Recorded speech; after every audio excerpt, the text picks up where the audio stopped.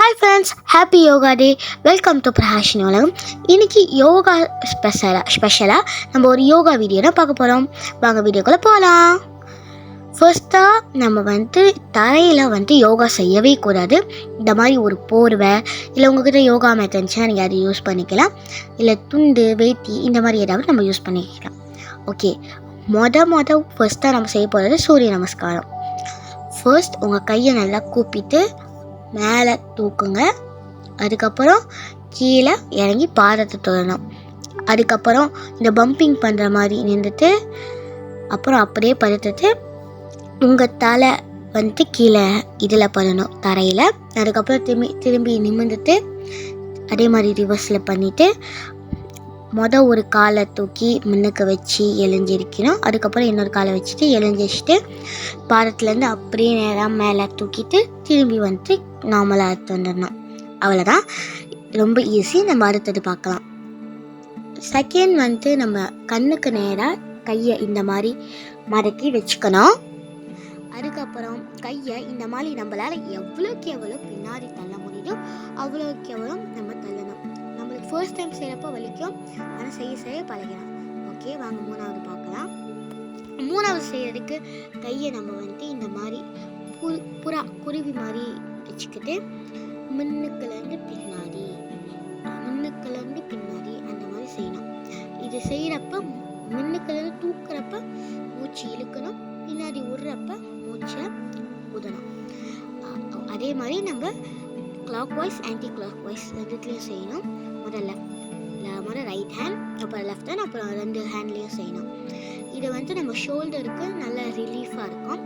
Okay, அடுத்தது நாலாவதாக நம்மளோட இந்த ஷோல்டர் இருக்குல்ல, இதை நம்ம இப்படி தூக்கணும்.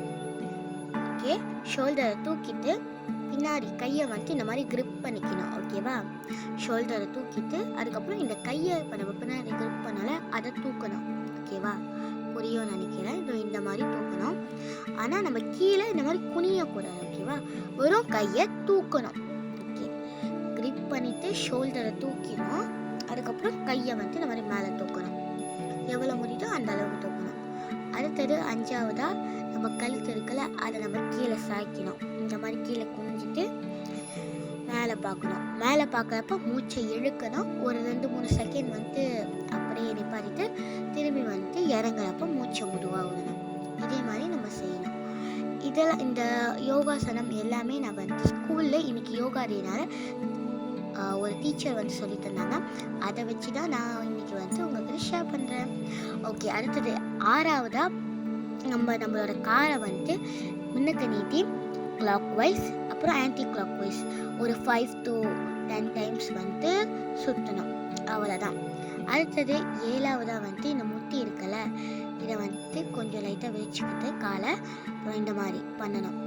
இதை பண்ணுறப்ப நம்ம கையை சும்மா ஆட்டிக்கிட்டு இந்த மாதிரி பண்ணணும். அவ்வளோதான். இது ரொம்ப ஈஸி. அடுத்தது யோகாசனம் எப்படின்னா, காலை பின்னாடி உங்களோட 2 காலோட பெருவிரலையும் ஒன்றா வச்சுட்டு இந்த மாதிரி குனிஞ்சு எழுஞ்சிருக்கிறப்ப மூச்சை இழுக்கணும், குனியிறப்ப மூச்சை விடணும்.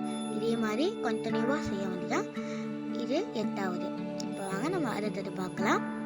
ஓகே, இதுக்கு நம்மளோட ஃபர்ஸ்ட்டு ரைட் ஹேண்டை மேலே தூக்கிட்டு காலை இந்த மாதிரி திறந்துட்டு முட்டி மடங்கக்கூடாது, முட்டி ரெண்டுமே நேராக இருக்கணும். அப்புறம் இன்னொரு கையை இந்த காலு பாதத்துக்கு கொண்டு போகணும். தலை நம்மளோட வலது கையை பார்க்கணும், அதாவது ரைட் ஹேண்ட். அதுக்கப்புறம் அந்த சைடாக செய்யணும், லெஃப்ட் ஹேண்ட் சைடு. இதே மாதிரி நம்ம மாற்றி செய்ய வேண்டியதான். இது 9வது. ஓகே, வாங்க நம்ம அடுத்தது எப்படி செய்யறதுன்னு பார்க்கலாம். ஓகே, இதுதான் லாஸ்ட் 10வது. இது நம்ம பேலன்சிங் எப்படி பண்ணுறதுன்னு பற்றி தான். இந்த பேலன்சிங் பண்ணுறதுக்கு நம்மளுக்கு ஒரு கூர்மையான பார்வை, நம்ம ஒரு இடத்த மட்டும் கூர்மையாக கவனிக்கணும். அப்போ தான் நம்மளால் பேலன்சிங் பண்ண முடியும். ஓகே, இப்போ இந்த காலை தூக்கி நம்ம இன்னொரு காலுக்கிட்ட இந்த மாதிரி மடக்கி வைக்கணும். நம்மளுக்கு கரெக்டான கூர்மையான பார்வை இருந்தால் தான் பேலன்சிங் பண்ண முடியும், இல்லைன்னா பேலன்சிங் பண்ண முடியாது. அப்புறம் இந்த கையை மேலே இந்த மாதிரி கூப்பி வச்சுக்கணும்.